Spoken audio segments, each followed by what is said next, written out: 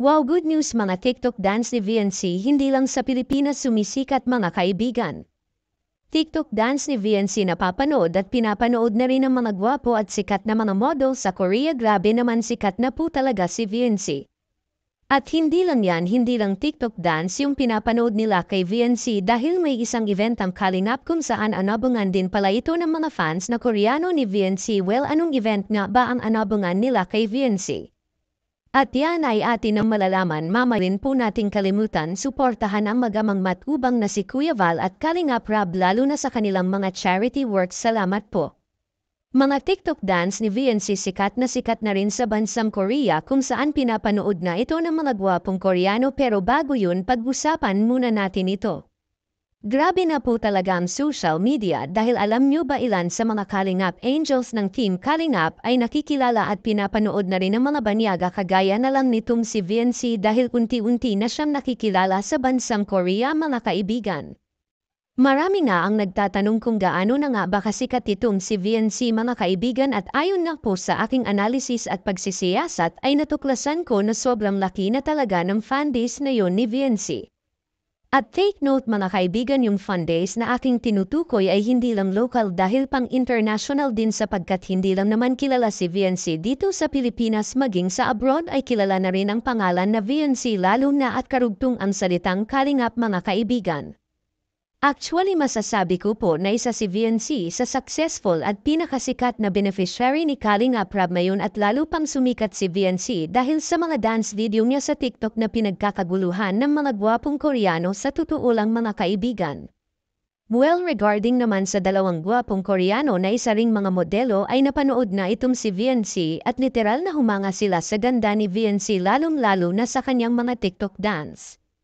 Bagamat hindi natin maintindihan ang lengguwahe nila, ay makikita naman natin sa kanilang facial reaction na namangha sila sa mga dance move ni VNC mga kaibigan.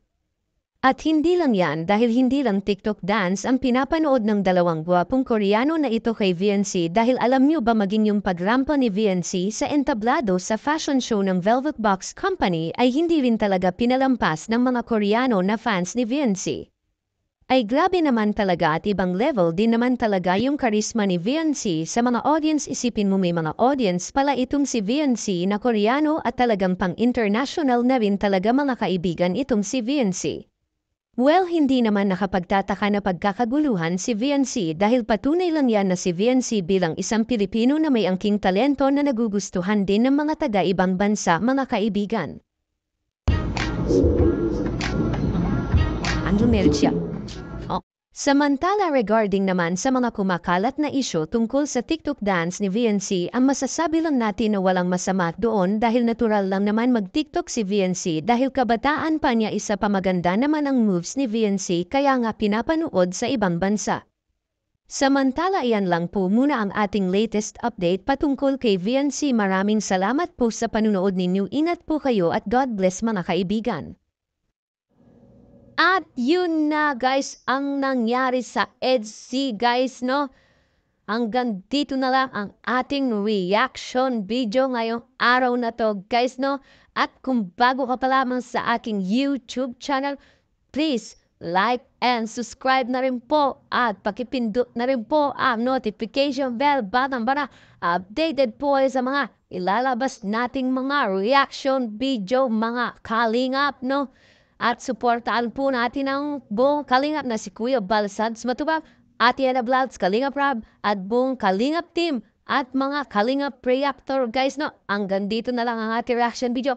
Maraming salamat sa panonood. Stay tuned lagi at maraming salamat. I love you all. Mwah mwah. Chup chum. Bye bye.